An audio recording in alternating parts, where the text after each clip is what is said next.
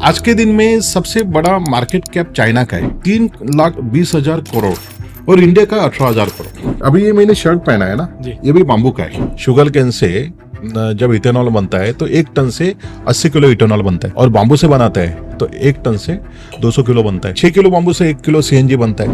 आईपीपीसी का एक रिपोर्ट है कि आज के दिन में जो हम कार्बन इमिट कर रहे हैं तो 2050 तक कोई आदमी जिंदा नहीं रहेगा। मुंबई, चेन्नई, गोवा, ये सब सिटीज पानी के नीचे होंगे। So hello everyone, welcome to another episode of money minute with Aditya. आज हमारे साथ बैम्बू इंडस्ट्री से रिलेटेड बहुत ही इंपॉर्टेंट गेस्ट है जिनका नाम है संतोष राणे। ये एक एक्स बैंकर थे 25 साल के लिए, और इन्होंने अपनी जॉब छोड़ के मैनेजर लेवल पे बैम्बू में काम करना शुरू करा। बैम्बू प्लांटेशन हो गया, बैम्बू मैन्युफैक्चरिंग हो गई, एंड फाइनेंशियल कंसल्टेशन में भी ये आज काम कर रहे हैं। जानेंगे इनकी जर्नी कि बैम्बू इंडस्ट्री कितनी बड़ी है, और कोई भी अगर ये वीडियो देख रहा हो वो कैसे बैम्बू इंडस्ट्री में काम शुरू कर सकता है। सर के साथ हमारे साथ रचना जी हैं, जो कि एक एग्रीकल्चर रिफॉर्म्स में 10 साल तक रही और सर के साथ भी एसोसिएटेड थी। तो चलिए शुरू करते हैं इस एपिसोड को। So first of all welcome sir to the episode. Welcome Rachna, thank you so much for joining us. तो सर काफी मुझे इंटरेस्टिंग लगा कि आप 25 साल तक एक्स बैंकर थे, तो जॉब छोड़ के बैम्बू में 100% इन कैसे हुई और क्या बैक स्टोरी है उसकी? मेरी एक पोस्टिंग कुडाल करके महाराष्ट्र में ब्रांच है, वहाँ हुई। उसके पहले मैंने 20-22 साल तक अलग अलग क्षेत्र में काम किया था। मेरा आईटी से मैं रिलेटेड था, सीसीए ने एमसीसी किया था, और बैंक का नेटवर्क डिपार्टमेंट देखता था मैं। कोल्हापुर, अहमदाबाद वगैरह वहाँ काम किया था। 2013 से मुझे ऐसा था कि कुछ फार्मर्स के लिए करना है, कुछ एंटरप्रेन्योर्स के लिए करना है। तो उसके बाद मैंने बिजनेस बैंकिंग के लिए अप्लाई किया, और उसके बाद मैं मालवन में एज ए ब्रांच मैनेजर करके आ गया, और मेरी सेकंड पोस्टिंग थी कुडाल में। तो वहाँ कुडाल एमआईडीसी है, और वहाँ कॉन्बैक करके एक ऑर्गेनाइजेशन है, जो उस समय 2016 में, उस समय वो 14 से 15 साल हुए थे, आज तो 20 साल से ज्यादा हो गए, वो बाम्बू में काम कर रहे थे।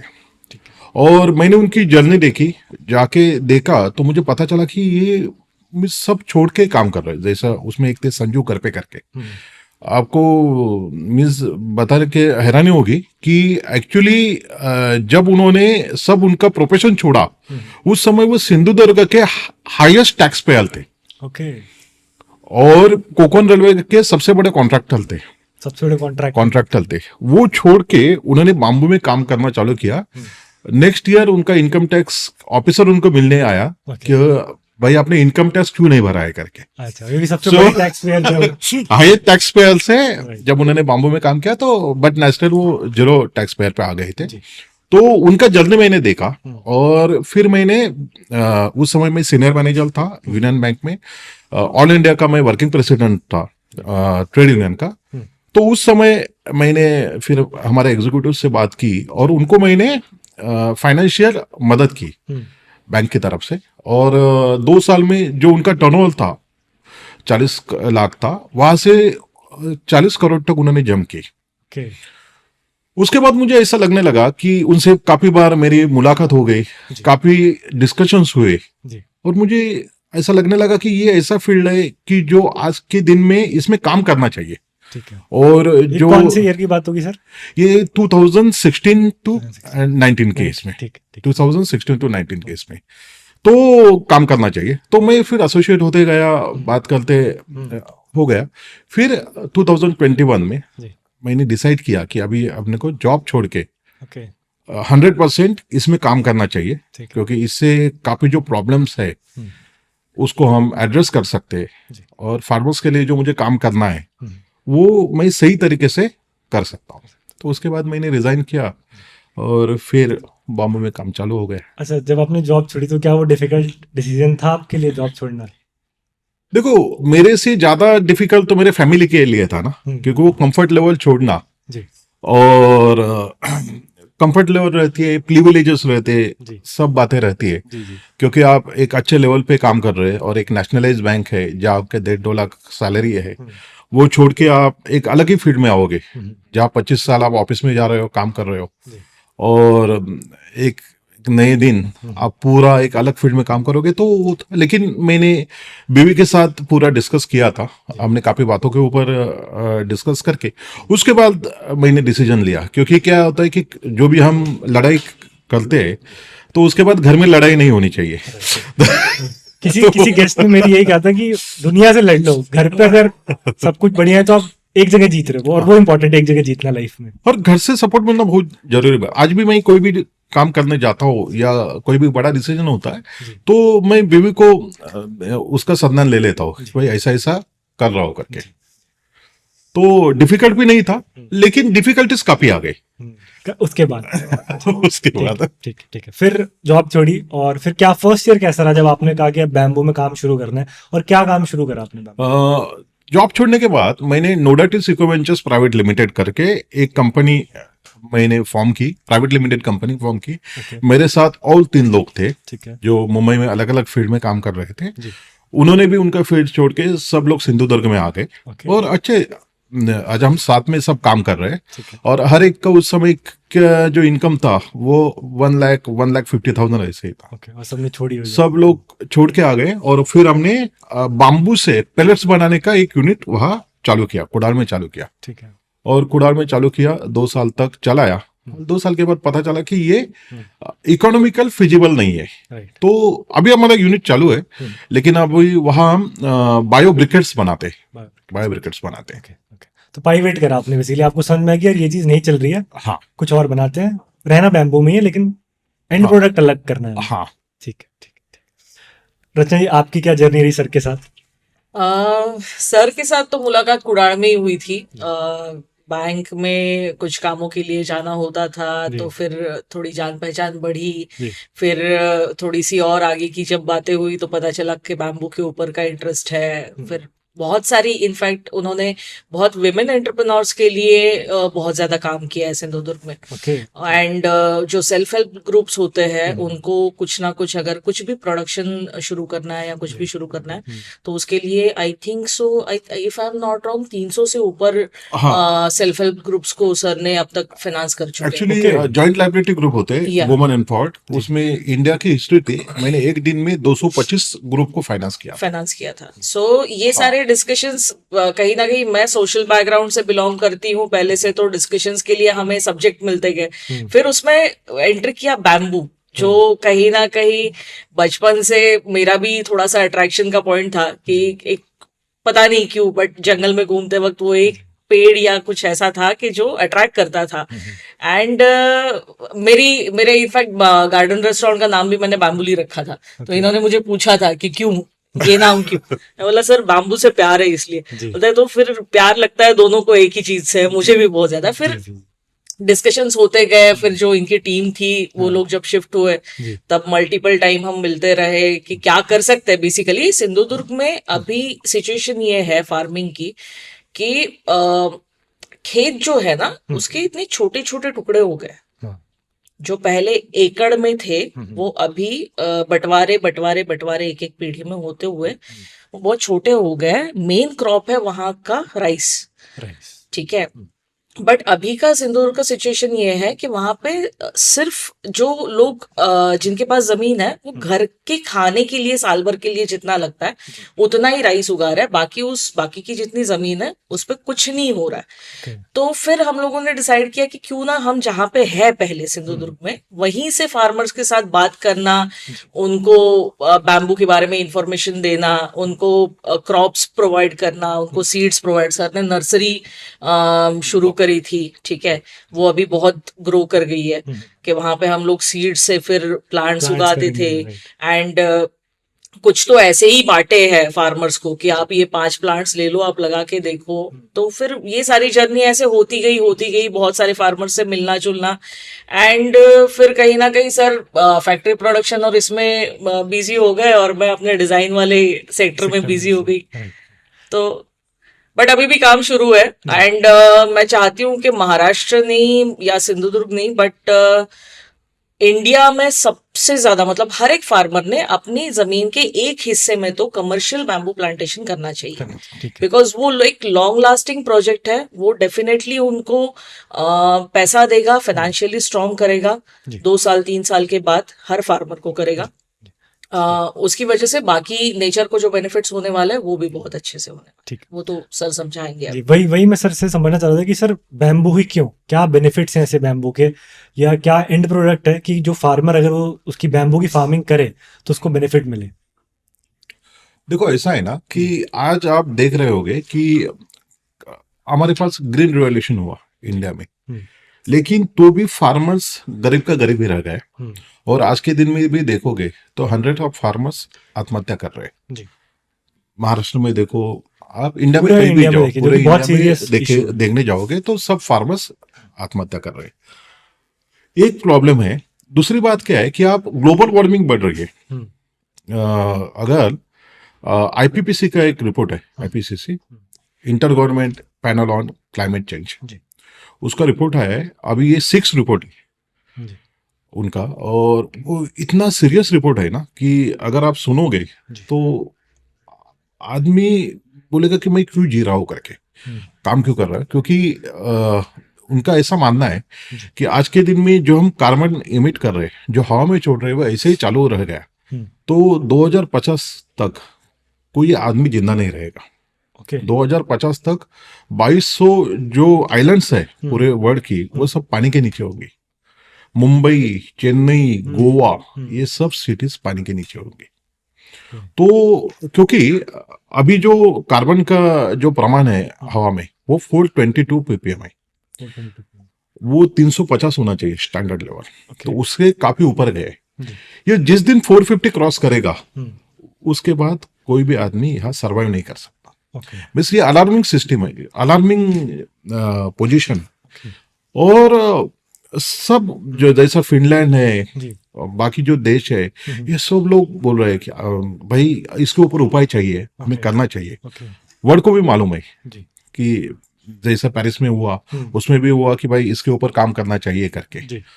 और इसके ऊपर सॉल्यूशन बाम्बू ही है। तो बाम्बू से क्या होता है, एक पहले बात समझ के ले लो कि जैसे अभी रचना ने बताया कि फ्रैगमेंटेड फार्म्स है, छोटे छोटे फार्म्स है आज के डेट में, और वहां से इतनी उपज नहीं आ रही है कि लोगों को सर्वाइवर कर पाए।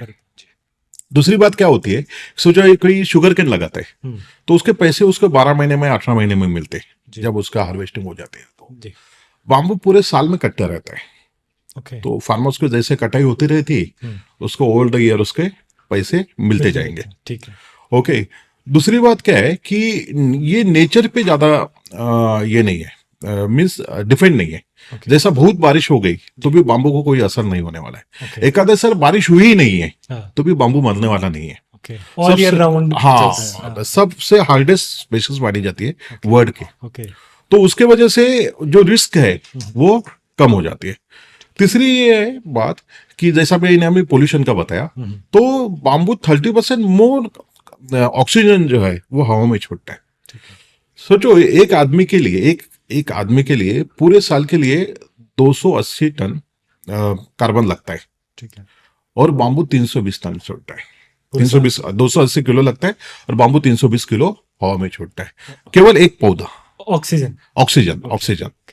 तो इतने बड़े मात्रा में, मीन्स अगर हम बाम्बू लगाते हैं तो दूसरी कैरेक्टरिस्टिक ये क्या है कि एक बाम्बू लगाते हैं तो उसको एक साल में 8 शूट्स आते हैं, किसी को 10 आते हैं, किसी को 15 आते हैं, तो इसका मल्टीप्लिकेशन होता रहता है। तो ये इसमें काफी ऐसे पॉसिबिलिटीज है कि फार्मर्स को अच्छे, इसमें ना आप देखो कि सिंधुदुर्ग में 10,000 से ज्यादा फार्मर्स ने बाम्बू लगाए हुए हैं। अभी सिंधुदुर्ग में कैश क्रॉप काफी है। मानिए कि वहाँ आम बहुत अच्छा होता है। देवगढ़ का आपको आपने सुना होगा, वो सिंधुदुर्ग से है। कैशू जो है वो सिंधुदुर्ग से है।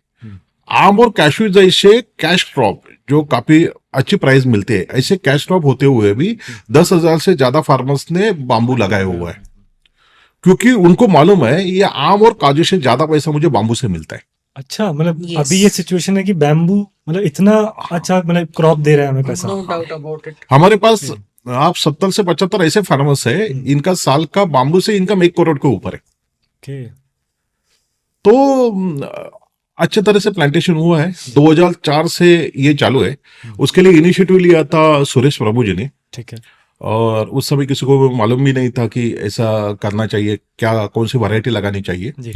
तो उस समय वो इनबार करके, इंटरनेशनल बाम्बू ऑर्गेनाइजेशन एंड रतन करके, ओके। तो उसमें वर्ल्ड के 48 कंट्रीज उसके मेंबर है। उस समय तो भारत उसका मेंबर भी नहीं था।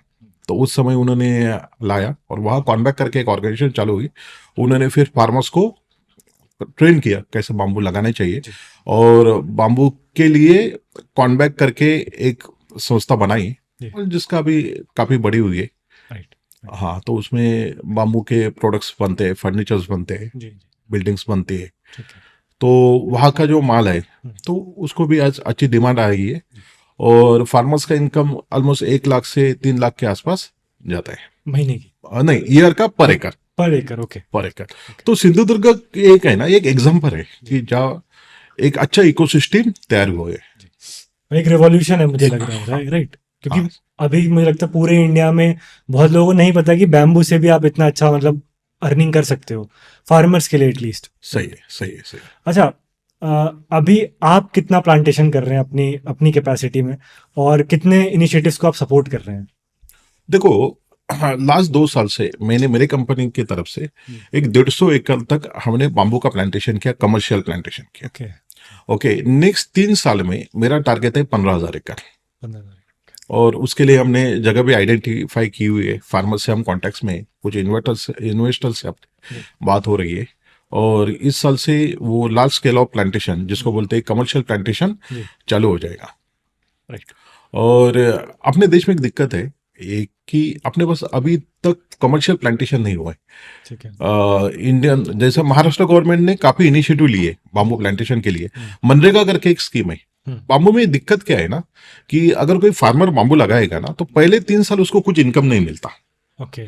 चौथे साल से उसका इनकम आएगा, फिर वो चलता रहेगा 40-50 साल, जितना भी उसका लाइफ है बाम्बू का, उतने साल उसका एवरी ईयर उसका इनकम मिलेगा। अच्छा, मतलब एक बार बैम्बू लगाना है और वो लाइफ टाइम वो चलेगा। लाइफ मतलब बैम्बू की नेचुरली लाइफ 40 to 50 इयर्स की होती है। 40 to 60 का रेशियो होता है। एंड बैम्बू को पूरी लाइफ में उसके एक ही बार फूल आता है, फ्लोरिश करता है वो, और जब वो फ्लोरिश करता है उसके बाद वो मर जाता है पौधा। ओके। बट तब तक कोई फ्लावर नहीं आता है। एंड तब ये लगभग 40 से 60 साल का अभी तक का रेशियो चलता आ रहा है कि तब तक तो एक प्लांट लगाया हुआ, उसके शूट्स निकलते रहते हैं, आप उसको ग्रो करने के बाद उसकी कटाई करते रहो, एंड ये चलता रहता है प्रोसेस। लेकिन बाम्बू अगर लगाने के लिए जाएंगे ना किसी भी फार्मर्स के लिए, तो उनका ये होता है कि अभी हम तो राइस कर रहे हैं, या कोई शुगर केन कर रहे हैं, या कोई दूसरा ये कर रहे थे जिसमें हमको ईयरली इनकम मिल रहा है, या 6 महीने में मिल रहा है, 3 महीने में मिल रहा है। बाम्बू लगाने के बाद 3 साल तक हम खाएंगे क्या, पिएंगे क्या? तो जो मनरेगा में जो है, तो उनको पर एकड़ 7 लाख रुपए गवर्नमेंट देती है। तो इसलिए देते कि पहले 3 साल भी उनको पैसा मिले, जो उनको फार्मिंग से जो इनकम आएगा उससे ज्यादा है, तो उससे वो सर्वाइव कर सकते हैं, और फिर लाइफ टाइम उनको पैसा मिलते जाएगा बाम्बू से। तो महाराष्ट्र, ये अभी मनरेगा तो पूरे इंडिया की स्कीम है, लेकिन सबसे ज्यादा वो इम्प्लीमेंट महाराष्ट्र में हुई है, क्योंकि महाराष्ट्र के मुख्यमंत्री है, उप मुख्यमंत्री जी है, या मनरेगा जो मेन ऑफिस है, तो वहाँ नंद कुमार जी करके है सेक्रेटरी। तो ये सब लोग बहुत एग्रेसिवली काम कर रहे हैं, और बाम्बू सेक्टर को काफी आगे तक लेके गए। तो मुझे लगता है कि एज ए महाराष्ट्र को भी अगर मॉडल करके पूरी दुनिया में देखते हैं, या इंडिया में देखते हैं, तो बाकी स्टेट में भी बाम्बू का प्लांटेशन बहुत अच्छी तरह से कर सकते हैं। अभी आपने बीच में बोला था कि कमर्शियल फार्मिंग, तो कमर्शियल और नेचुरल बैम्बू में क्या डिफरेंस है? हाँ, देखो ऐसा है ना कि हम इसमें पहले ग्लोबल स्टोरी अपने को समझना चाहिए बाम्बू का। ठीक है। आज के दिन में सबसे बड़ा मार्केट कैप चाइना का है। उनका 3,20,000 करोड़ उनका ईयरली मार्केट कैप है बाम्बू का। और इंडिया का 18,000 करोड़। तो 3,20,000 करोड़ का और 18,000 करोड़ का। लेकिन बाम्बू के आप इसके हिसाब से देखिए, प्रोडक्शन के हिसाब से, तो सेकंड लार्जेस्ट कंट्री है इंडिया की, जहां बाम्बू प्लांटेशन सबसे ज्यादा है। लेकिन ये प्लांटेशन बोले तो क्या है, ये किया हुआ नहीं, ये सब जो बाम्बू आप इंडिया में देखो वो जंगल में है, जी जो नेचुरली आए हुए हैं, तो किसी ने उसको साइंटिफिकली लगाए हुए नहीं है। वेयर एज 1982 से चाइना ने कमर्शियल प्लांटेशन चालू किया, ओके और आज के दिन में चाइना में 2 करोड़ एकड़ से ज्यादा कमर्शियल प्लांटेशन है बैम्बू का बाम्बू का। ओके इंडिया में इंडिया पीछे क्यों रहा, क्योंकि 1927 में ब्रिटिश गवर्नमेंट ने एक रूल बनाया था कि बाम्बू एक पेड़ है करके, जी तो वो काटने के लिए, कोई भी पेड़ है उसको काटने के लिए फिर आपको फॉरेस्ट डिपार्टमेंट की परमिशन लगेगी।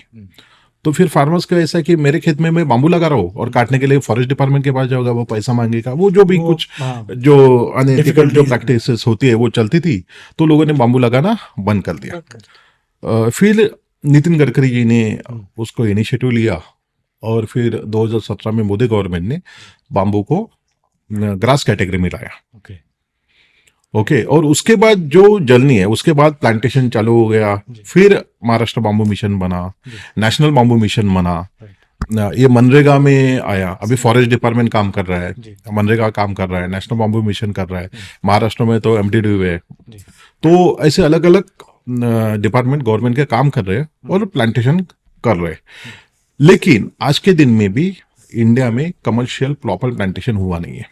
जैसे मेरी लास्ट एक कंपनी से मुलाकात हुई थी जो वर्ल्ड की बिगेस्ट फर्नीचर इंडस्ट्री है, जी तो उनको ग्लू बोर्ड लगता है जी और वो सब ग्लू बोर्ड चाइना से इंपोर्ट करते हैं। ओके तो मेरी कम से कम उनके एशिया पैसिफिक के हेड से एक 3 से 4 घंटे मुलाकात हुई, और उन्होंने प्रपोज दिया कि आप ग्लू बोर्ड हमें बना के दे दो करके। ओके और ये बैम्बू का ही एंड बाम्बू का बाम्बू से आप ग्लू बोर्ड बना के दे दो। ठीक है और हमने बोला कि उसके लिए R&D है ये, तो बोले ओके ठीक है, जो भी है हम आपको मदद करेंगे, और चाइना से जो हम माल ले ले उससे हम ज्यादा 20% आपको ज्यादा प्रीमियम देंगे करके। ओके तब हमने जब स्टडी की तो हमको पता चला कि एक कंपनी को ग्लू बोर्ड बना के देने के लिए एक सिंगल वैरायटी के 12,500 एकड़ के ऊपर बाम्बू का प्लांटेशन चाहिए।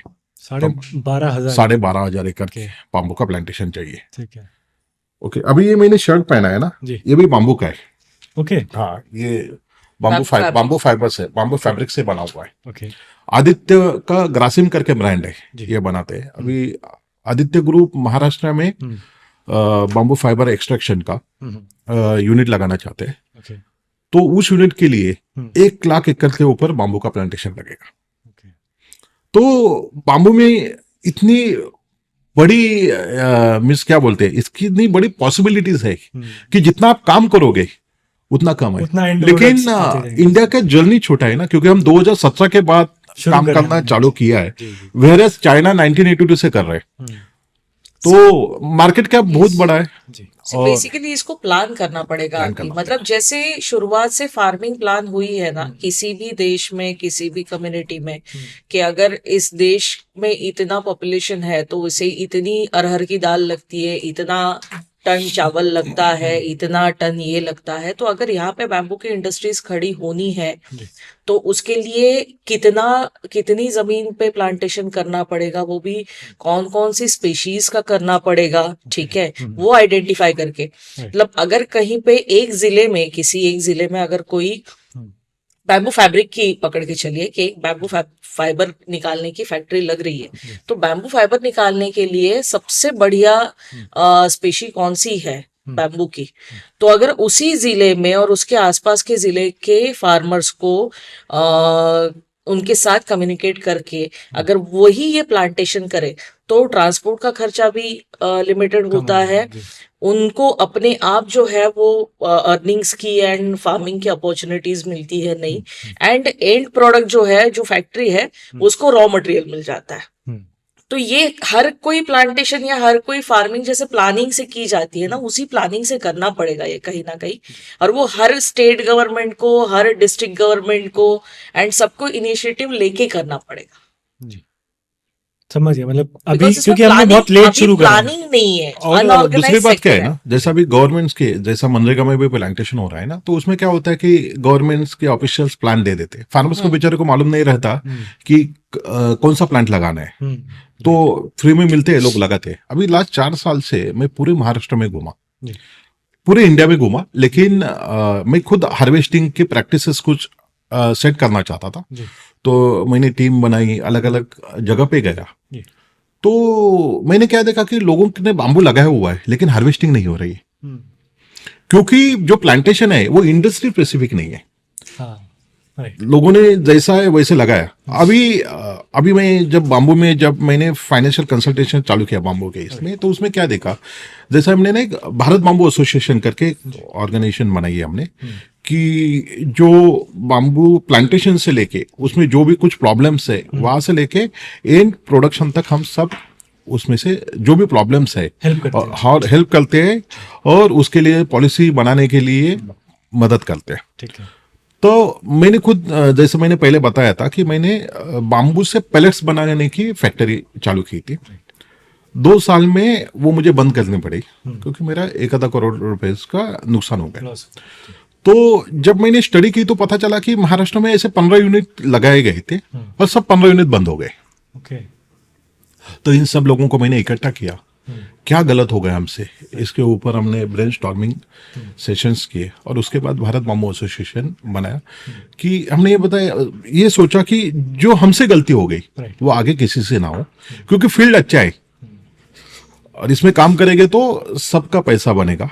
लेकिन इसमें अभी तक बड़ा काम नहीं हुआ है, बड़े इन्वेस्टर्स आने चाहिए, बड़े कंपनीज आने चाहिए तो फील्ड आएगा। अभी एनटीपीसी बाम्बू से पैलेट्स बनाने का यूनिट लगा रही है, तो बड़ा यूनिट होगा, तो वो एक गेम चेंजर हो जाएगा, क्योंकि उनके पास इन्वेस्टमेंट ये कुछ इशू नहीं होगा, एक यूनिट सेट हो जाएगा, उसके बाद छोटे छोटे यूनिट सब जगह सेट हो सकते हैं। राइट।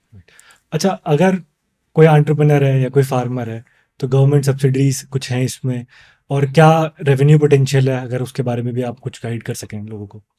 देखो, ऐसी बात है ना कि कौन सी वैरायटी का बाम्बू लगाता है, ठीक है, उसके ऊपर।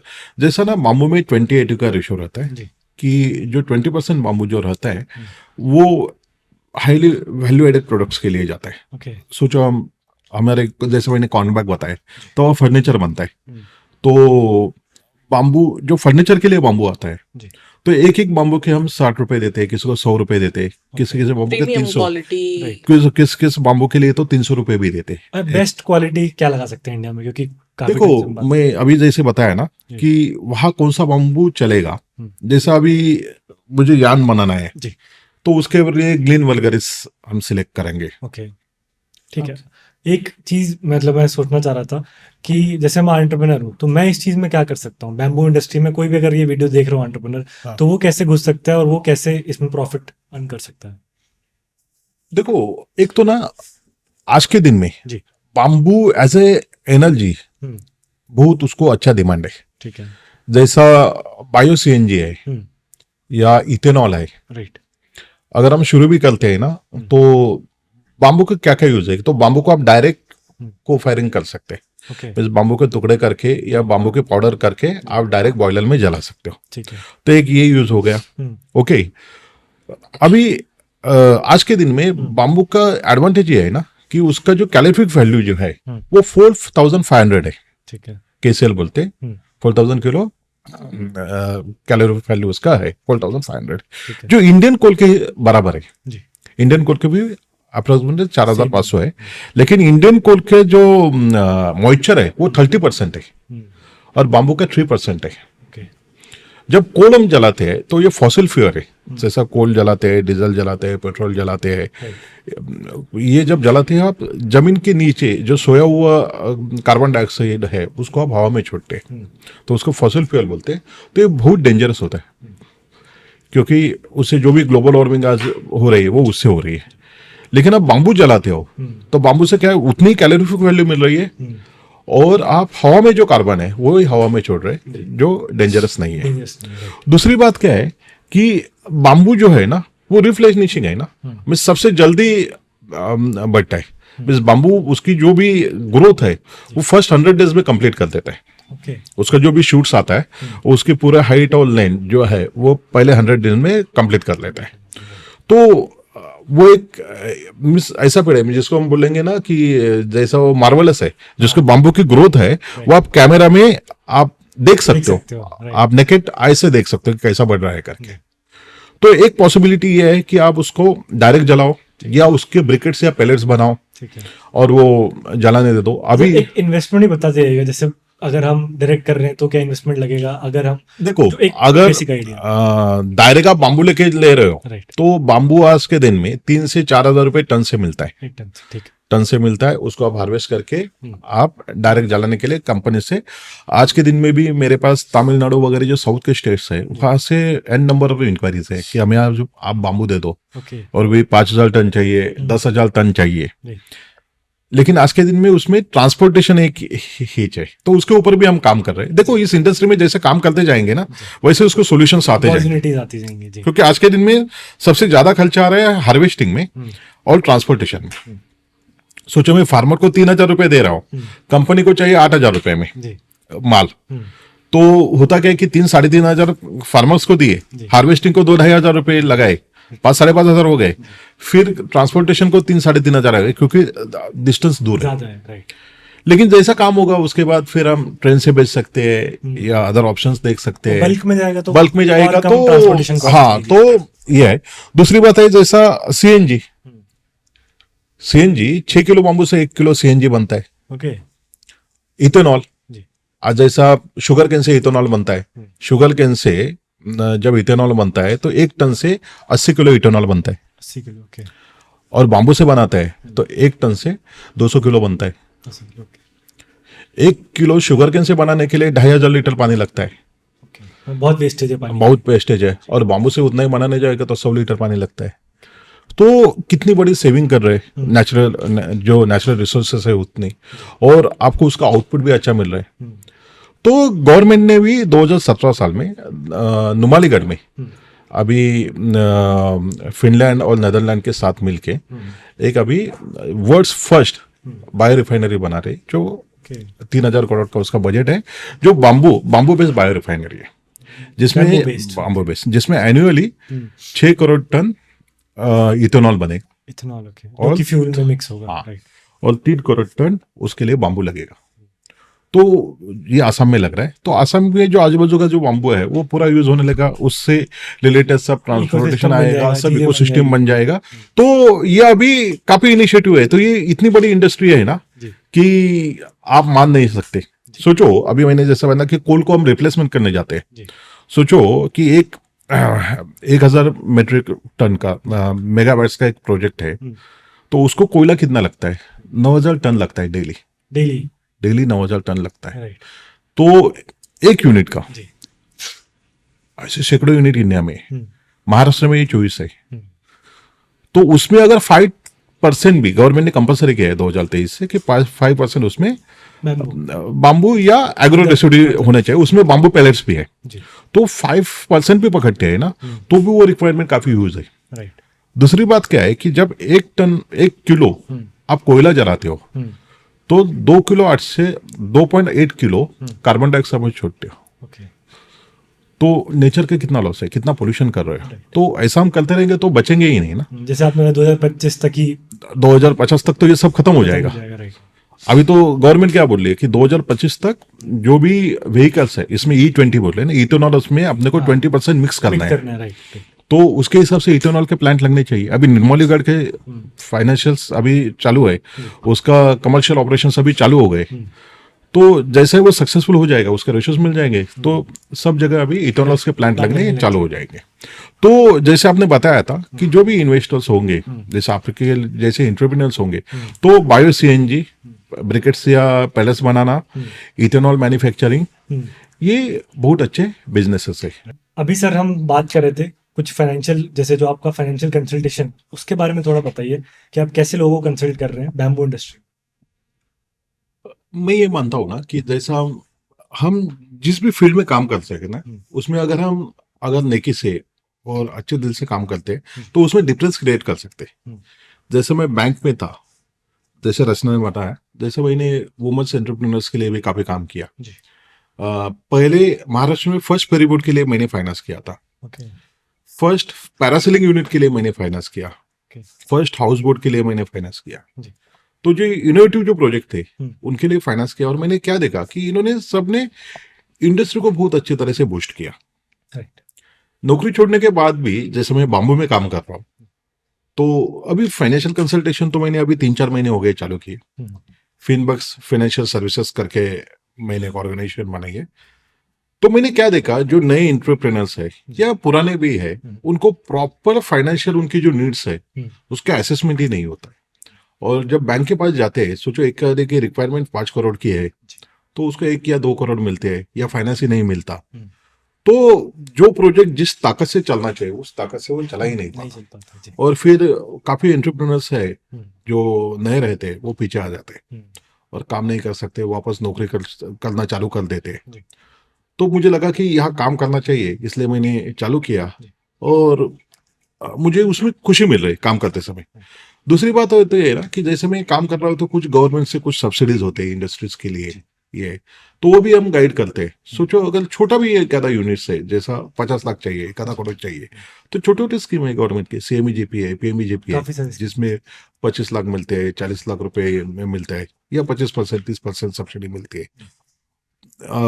या कुछ इंडस्ट्रीज के कुछ सब्सिडीज है वो मिलते हैं, तो वो भी गाइड करके वो उनको मिला के दे सकते हैं, तो वो भी उनके लिए काफी मददगार साबित होता है। तो ये चालू किया है और अच्छा उसके लिए ये भी मिल रहा है मुझे। कोई नॉर्मल अगर देखता है तो बैम्बू से वो छत याद आती है कि यार वो बैम्बू हम छत पे यूज करते हैं या ऐसा कुछ। बट आज की डेट में मतलब क्या है आपका विचार बैम्बू को लेके, हम बैम्बू कहाँ कहाँ यूज हो रहा है प्रीमियम जगहों पे? देखो, अगर आप वर्ल्ड वाइज देखोगे ना जी। तो बाम्बू एकदम प्रीमियम लेवल पे यूज होता है। जैसा आपने वर्ल्ड की सबसे महंगी कार है लेक्सस, जी। उसमें बाम्बू यूज हो रहा है। जी। स्टेयरिंग भी बाम्बू का है, उसकी जो इंटीरियर इंटीरियर का। बाम्बू का है, उसके सीट्स है वो बाम्बू फाइबर से बने हुए हैं। जी। तो वर्ल्ड के सबसे जो बड़े आकार उससे बन रही है, जी। वर्ल्ड की जो महंगी जो पर्सेस है उसका हैंडल बाम्बू का रहता है। जी। अच्छे पेन जो है वो भी बाम्बू के हैं, कपड़े बाम्बू के, बाम्बू फ्लोरिंग और बाम्बू सीलिंग सबसे महंगे है ओके। और लोग ले रहे हैं, ऐसा नहीं है कि। तो जो बाम्बू, जैसा मैंने बताया ना कि बाम्बू पोरमैन टिम्बर से अभी वो इमेज उसकी चेंज हो रही है। अच्छा, अगर कोई भी फाउंडर या एंटरप्रेन्योर है इसमें काम करना चाहता है तो क्या क्या रिक्वायरमेंट और क्या क्या वो कर सकता है, मतलब आपके हिसाब से? क्योंकि मुझे लग रहा है काफी ग्रोइंग इंडस्ट्री है। देखो, दो बातें हैं। सोचो कोई बोलता है कि मुझे बाम्बू में काम करना है जी। तो दो पॉसिबिलिटीज है कि वो बाम्बू फार्मिंग करे। जी। अगर आप बोलते हैं कि मुझे फार्मिंग करना है तो एक अच्छा फील्ड है कि बाम्बू में फार्मिंग में आप कर सकते हैं। जैसे मेरी कंपनी है, हम वही मदद करते हैं लोगों को कि आप आ जाओ, आप जगह ले लो या कॉन्ट्रैक्ट फार्मिंग करो और उसमें बाम्बू प्लांटेशन करो। मेरी खुद की कंपनी है, वो पूरा गाइडेंस दे देती है और वो गाइडेंस देखी बहुत जगह तो हम पूरा काम ही हम करते थे। इम्प्लीमेंटेशन भी हम करते हैं, बाम्बू लगाने से जमीन तैयार करना, बाम्बू का प्लांटेशन करना, उसका मेंटेनेंस करना और उसका एंड प्रोडक्ट्स है उसको बेचना या प्रोडक्ट्स के लिए उसको यूज करना। दूसरी बात होती है कि कोई एंटरप्रेन्योर आता है जिसको इंडस्ट्री लगानी है, तो कौन सी जगह पे कौन सी इंडस्ट्री लगानी चाहिए, उसके लिए कितना पैसा लगेगा, उसके लिए जो बैकएंड पे कैसा उसको फार्मर से कैसे कनेक्ट करना है, कितना एकड़ के जगह चाहिए, ये सब गाइडेंस करके अप टू वो इंडस्ट्री सेट करने तक भी हम मदद करते हैं। अब सर एक बात कर रहे थे कि मान लीजिए कि मेरे पास 100 एकड़ फार्म है या 50 एकड़ फार्म है, तो स्टेप बाय स्टेप आप बता रहे हैं कि वो कैसे मैं बैम्बू कमर्शियलाइज फार्मिंग कर सकता हूँ? देखो, एक ऐसा है ना कि जैसा मैंने बताया कि अपने पास जो फार्मिंग है, फार्मिंग नहीं बोलेंगे, जो भी बाम्बू है वो बाम्बू फॉरेस्ट है।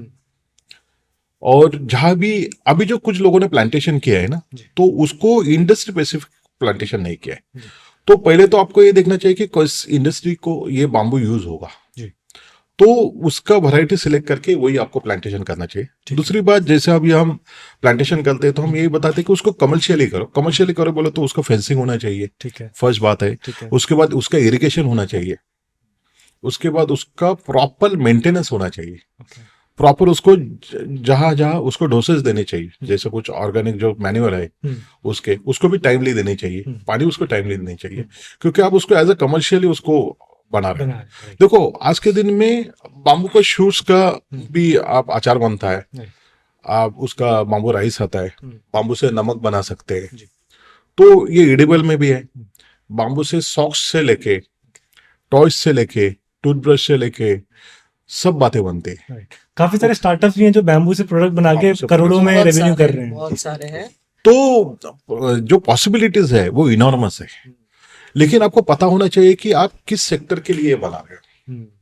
और मेरी कोशिश ये चल रही है कि नंबर ऑफ इंडस्ट्रीज आ जाए। जैसे चाइना में एक बाम्बू कटता है तो 7 इंडस्ट्री के लिए जाता है, 7 इंडस्ट्रीज के लिए जाता है, तो वो ऑप्टिमाइजेशन प्रॉपर हुआ है। जैसे अपने पास कैशू इंडस्ट्री देखो, कैशू इंडस्ट्री में ऑप्टिमाइजेशन हुआ है। कैशू का एक छोटा सा टुकड़ा भी है, अब वो कचरे में भी निकलता है, वो भी वो इकट्ठा करके बेचते हैं। बाम्बू में हम वही कोशिश कर रहे हैं कि बाम्बू का ईच एंड एवरी पार्ट उसका यूज हो जाए।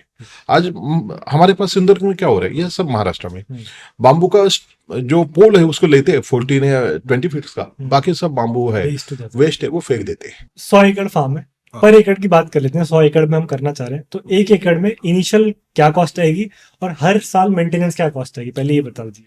देखो ऐसा है ना कि जिस तरह से हम करते हैं, जो मेरी कंपनी करते हैं, जो कमर्शियल प्लांटेशन करते हैं, बाम्बू प्लांटेशन करते हैं, तो उसका डिटेल मेरे पास ब्रेकअप है। ठीक है, लेकिन मैं अप्रोक्सीमेटली बताता हूँ कि 3 साल के लिए अप्रोक्सीमेटली 3 लाख रुपए पर एकड़ खर्च आता है। ठीक है, ये पहले 3 साल के लिए। पहले 3 तो पहले 3 साल के लिए, पहले 3 साल में जो फर्स्ट ईयर का जो एक्सपेंसेस जो रहता है वो सबसे ज्यादा रहता है। ठीक है, क्योंकि आपको पूरा बाउंड्री बनानी है, फेंसिंग करना है, इरिगेशन करना है, ड्रिप इरिगेशन वगैरह ये करना है, उसके बाद लैंड प्रिपरेशन करना है, प्लांटेशन करना है। दूसरी बात होती है कि जो ग्रास आता है ना उसका मैनेज करना है नेक्स्ट 2 साल तक। जैसा फिर आग लगती है जिसको हम वनवा बोलते हैं, तो सब बाम्बू जल सकते हैं, तो फाइल लाइन निकालनी पड़ती है, अंदर का जो ग्रास है उसको साफ करना पड़ता है और फर्टिलाइजर्स देने पड़ते हैं। तो फर्स्ट 2 साल, सेकंड और थर्ड ईयर ये खर्चा हो गया। 4th ईयर ऑनवर्ड आपको क्या करना है, पानी देना है, साल में 2 बार उनको फर्टिलाइजर जो है वो देना है और साफ सफाई करनी है।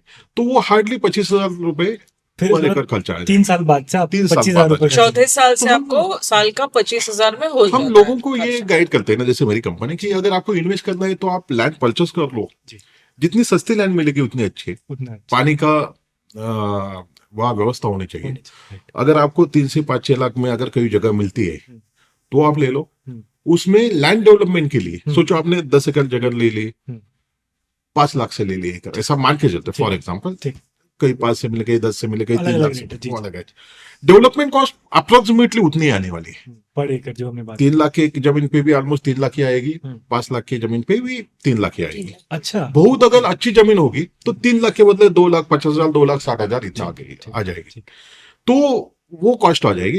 तो लैंड डेवलपमेंट के लिए बैंक फाइनेंस कर देगी, उसके लिए जो भी 20-25% मार्जिन आपको देना होगा। लोन का रिपेमेंट जो है वो 3 साल के बाद चालू हो जाएगा, इंटरेस्ट एंड जो भी होगा। तो होगा क्या कि मैं हमेशा बोलता हूँ कि जैसे आप जैसे लोग हैं ना, उन्होंने अप्रिशिएटिंग एसेट के ऊपर इन्वेस्टमेंट करनी चाहिए। तो आप लैंड है अप्रिशिएटिंग एसेट से, ओके, उसमें आप जगह पे आप प्लांटेशन किया, आपकी कॉस्ट दुगनी हो जाएगी, लैंड की कॉस्ट दुगनी हो जाएगी, टाइम के साथ उसकी वैल्यू बढ़ती जाएगी, एग्रीकल्चर इनकम आना चालू हो जाएगा। Okay, and approximate revenue 4th year में पर एकड़। देखो ऐसा है ना कि 4th ईयर में रेवेन्यू थोड़ा कम होगा, क्योंकि जो फर्स्ट ईयर के जो शूट्स होते हैं वो उतने अच्छे नहीं। देखो ना, पहले 3 साल ना बाम्बू उसके रूट सिस्टम को डेवलप करते हैं। 3 साल के बाद रूट सिस्टम डेवलप होने के बाद जो शूट्स आते हैं, सोचो 3rd ईयर में जो शूट आएगा उसका आप हार्वेस्टिंग 6th ईयर में करोगे, तो आपको प्रॉपर रेवेन्यू है ना वो 6th ईयर ऑनवर्ड चालू हो जाता है। 4th ईयर में मिलेगा, ठीक है, मान के चलो कि 15-20 टन आपको माल मिलेगा। ओके, टनस के हिसाब से बोलता हूं मैं कि कैलकुलेशन के लिए अच्छा होगा। उस समय आप मान के चलो कि अगर 4,000 रुपए रेट है और आपको 20 टन मिला तो 80,000 रुपए पर एकड़ मिल गया। जिस समय आपको 40 या 50 टन माल मिलेगा और 4,000 रुपए रेट होगा तो 200-2.5 लाख रुपए आपको मिलेंगे। क्योंकि फर्स्ट 3 इयर्स में मानता हूं इन्वेस्टमेंट, और उसके बाद काफी अच्छा रिटर्न है पर एकड़। अगर 10 एकड़ में भी अगर स्मॉल से स्मॉल किसी ने किया तो फिर रेवेन्यू बहुत अच्छा है, अगर उसकी वेट करने की तैयारी। लेकिन क्या है ना, मैं यही बता पेशेंस चाहिए कि एक है कि आपको प्लांटेशन इंडस्ट्री स्पेसिफाइड करना चाहिए कि देखो कि मैं कर रहा हूँ बाम्बू प्लांटेशन, लेकिन आपको पता होना चाहिए कि कौन लेगा और कौन सी इंडस्ट्री के लिए वो यूज होगा। मतलब जैसे उसके लिए सर है, अगर कोई भी कुछ करना चाह रहा है जी, वो आपको स्टडी करके अकॉर्डिंगली प्लांटेशन करना चाहिए, तो वो एक प्रॉपर आपको उसका इनकम मिलेगा। हाँ, मतलब ये वीडियो देख के ये नहीं करना कि आंख बंद करके यार बैम्बू लगा दिया, अब तो पैसा ही पैसा है। नहीं प्रॉपर प्लानिंग चाहिए देखो आपको। ऐसा है ना कि इसमें ना काफी वीडियोस आपको बाम्बू प्लांटेशन के लिए मिलेंगे, जी। जिसमें कुछ लोग बोलते हैं कि आपको हाई डेंसिटी प्लांटेशन करना चाहिए। हम्म, आप 800 बाम्बू लगाओ, 1000 बाम्बू लगाओ, हम्म। 1200 बाम्बू लगाओ, 1500 लगाओ, हम्म, तो हर एक को 10-10 शूट आएंगे। हम्म, हर एक बाम्बू को आपको 50,000 रुपए मिलेगा, हम्म। तो आपको पर ईयर इनकम 10 लाख होगा, 15 लाख होगा। तो होता क्या है कि आदमी ये सब सुन के हम्म, फिर जाके कर देते हैं। कर देता है। उसका कमर्शियल क्रॉप है, उसको निकाल के हम्म, बाम्बू लगा देता है, हम्म, क्योंकि उसको कमर्शियल क्रॉप से उसको पर ईयर 50,000 रुपए मिल रहा है, हम्म, 25,000 रुपए मिल रहा है, 70,000 मिल रहा है। वो देखता है कि मुझे 1 लाख मिलेंगे, 1.5 लाख रुपए मिलेंगे, हम्म, और बाद में उसमें फंस जाता है। जी। तो हम हमेशा बोलते हैं कि उसका प्रॉपर, मैंने जितना भी हार्वेस्टिंग किया है ना, हम्म, मैं बड़े लेवल पे हार्वेस्टिंग किया हुआ, पूरा महाराष्ट्र में घुमा हुआ हूँ। जी। तो मैंने देखा कि जहाँ भी डेंस प्लांटेशन किया, हाई डेंस प्लांटेशन किया है, हम्म, उसका ईल्ड कम हुआ है, हम्म, चैलेंजेस बढ़े। जी। तो हम बोलते हैं कि जितने भी उस वैरायटी के हिसाब से, जैसा अभी हम मानवेल लगाए थे तो 400 450 लगाएंगे, हम्म, अगर टुल्टा लगाते हैं तो Right. 300 लगेंगे पर एकड़। हम्म, उतने प्लांट्स लगाओगे, उसके स्पेसिफिक जो डिस्टेंस रिक्वायर्ड है उतना डिस्टेंस आप मेंटेन करोगे, जी। तो आपको अच्छा यील्ड आएगा। बिकॉज अगर उस पौधे को बढ़ने के लिए जितनी स्पेस चाहिए, उसके रूट्स को, उसकी बाकी की ग्रोथ को, वो अगर स्पेस ही नहीं मिलेगी तो हाई डेंसिटी पे फार्मिंग करके फायदा क्या फायदा हुआ? क्या होगा? तो इसलिए मैं बोलता हूँ कि साइंटिफिक कमर्शियल प्लांटेशन होना चाहिए। राइट। तो हाँ, मतलब शुरुआत से आपने इस पे काफी फोकस है कि पता होना चाहिए आप कर क्या रहे हो। नहीं एक्चुअली ना मैंने सब देखा हुआ है, जो फार्मर्स प्लांटेशन करके फंसे हुए हैं, हम्म, जो छोटे इंडस्ट्रीज यूनिट लगा के फंसे हुए हैं, राइट। वो देखा है। उसके बाद जो आज मैं कर रहा हूँ ना, हम्म, तो इसीलिए के लिए कर रहा हूँ कि आप प्रॉपर जगह इन्वेस्टमेंट हो जाए और गलत जगह ना हो, कि और कोई स्कैम में और कोई स्कीम में आदमी ना फंसे। सर मैं तो यही मानता हूँ कि मेंटर्स जरूरी हैं, तो आप मेंटर ही हैं इस इंडस्ट्री के। कोई अगर कर रहा होगा तो बेटर है कि आप, मतलब ठीक है अपनी नॉलेज अपनी होती है, बट आपसे जरूर एक बार कंसल्ट करें। एक कोई भी अगर और भी हो उनके नोन में बैम्बू जो जानते हो, जिन्होंने करा हो, एक्चुअल हैंड्स ऑन एक्सपीरियंस हो, तो कंसल्टेशन बहुत जरूरी है, मुझे ऐसा लगता है। क्योंकि आप वो गलतियां नहीं करोगे जो दूसरों ने करी होगी, सही है है। ना? तो यही तरीका है उसका। रचना जी आप बताइए, आप क्या मानती है एंटरप्रेन्योरशिप को, और कुछ दो शब्द अगर आप कहना चाहें। एंटरप्रेन्योरशिप तो यार हर किसी ने करनी चाहिए, क्योंकि हमको तो कीड़ा काटा हुआ है एंटरप्रेन्योरशिप का। पता नहीं पहले से ये दिमाग में पक्का था कि यार नौकरी नहीं करनी है, करी जॉब्स करी, जी। एक्सपीरियंस लेने के लिए करी। जी। बट उसके बाद जो है कि अभी मैं एक डिजाइन एजेंसी का पार्ट हूँ, एंड मेरे पास कई सारे ऐसे नए फाउंडर्स आते हैं जो ये कहते हैं कि हमें स्टार्टअप खड़ा करना है। तो अभी आप क्या कर रहे हो? नहीं, अभी हम सर्वाइवल के लिए नौकरी कर रहे हैं कि स्टार्टअप करना है ना, तो उसमें भी तो पैसे डालने पड़ेंगे। तो मैं सबसे पहले बोलती हूँ कि भाई पहले तो नौकरी छोड़, क्योंकि जब तक तेरी अकाउंट में सैलरी गिर रही है महीने की ना, ये कंफर्ट जोन में जब तक तू है तब तक तेरा धंधा नहीं खड़ा होगा। ठीक है, ये सबसे खरी बात है कि जब तक पता है ना कि भाई सैलरी आ रही है, खाने पीने की टेंशन नहीं है, रेंट देने की टेंशन नहीं है, सब चल रहा है, धंधे का क्या है, धीरे धीरे धीरे धीरे खड़ा होता जाएगा, कोई टेंशन नहीं है, वो छोड़ो। ठीक है, एंड उसके बाद सोचो, उसके बाद जो आग लगती है ना सीरियसली बिजनेस खड़ा करने में, वो उसके बाद ही लगती है, उसके बिना नहीं हो पाती। तो सारे एंटरप्रेन्योर्स को कहना यही है कि अगर सीरियसली एंटरप्रेन्योरशिप करना चाहते हो तो फिर सीरियसली करो। हाँ, मतलब मैं इसमें यही ऐड करना चाहूंगा कि कोई प्लान बी नहीं होना चाहिए। प्लान बी नहीं होता कुछ नहीं इसमें होना कोई। जैसे आर्मी जैसा है, मैं हमेशा बोलता हूँ, जैसे रचना ने देखा है कि मैंने बैंक में काम किया ना, जी। बहुत एग्रेसिवली काम किया हुआ है। जी। मीन्स जहाँ मैंने जो ब्रांच 30 करोड़ पे ली है, जिसका बिजनेस 30 साल में 30 करोड़ था, जी। वो छोटे से में मैंने नेक्स्ट 3 साल में 100 करोड़ पे छोड़ा था। Okay. क्योंकि मैं यही मानता था कि मार्केट पोटेंशियल क्या है, वो देख के आपको काम करना चाहिए, ना ही मुझे टारगेट के पास देखना है कि मुझे बैंक ने बोला है 5 करोड़ ही करना है तो मैं 5 करोड़ ही करूंगा। तो नहीं, अगर 50 करोड़ का पोटेंशियल है तो 50 करोड़ करूंगा ही करूंगा। तो यही देख के आपको आगे बढ़ना है कि मैं क्या कर सकता हूँ, कितना कर सकता हूँ। और मुझे ऐसा हमेशा लगता है ना कि हमें अच्छे लोगों को मदद करनी चाहिए, और अच्छे लोगों के पास पैसा होना चाहिए। जब अच्छे लोगों के पास पैसा होगा तो समाज में हम अच्छा काम कर सकते हैं, अच्छा बदलाव कर सकते हैं। तो मेरी भी कोशिश वही है, रचना की भी कोशिश वही है एंड इस पॉडकास्ट के बाद है ना, मैं सर से, क्योंकि ये सबसे ज्यादा काम कर रहे हैं बैम्बू इंडस्ट्री में, मैं इनसे एक रिक्वेस्ट करना चाहती हूँ कि एक बात का ख्याल रखें। उसके लिए एक छोटा सा एग्जांपल है, सिंधुदुर्ग डिस्ट्रिक्ट एंड पश्चिम महाराष्ट्र, ये दो महाराष्ट्र की लगी हुई डिस्ट्रिक्ट्स है। मतलब ऐसे 5-6 डिस्ट्रिक्ट्स का पूरा सर्कल है जिनके बॉर्डर्स जो है आसपास है।